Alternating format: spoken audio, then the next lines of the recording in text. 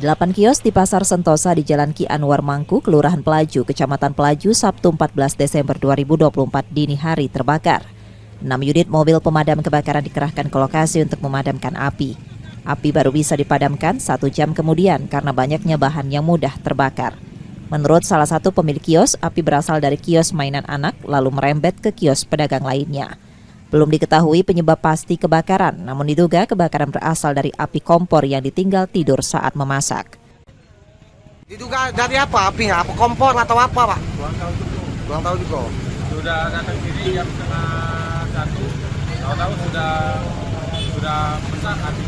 Jam berapa kebakarannya tadi? Kisaran jam 1. Jam 1 dini hari? Iya.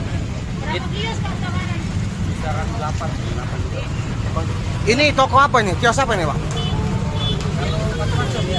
Ada gorengan, ada toko tahu, bangku, ikan. Ada aktivitas nggak waktu kebakaran tuh?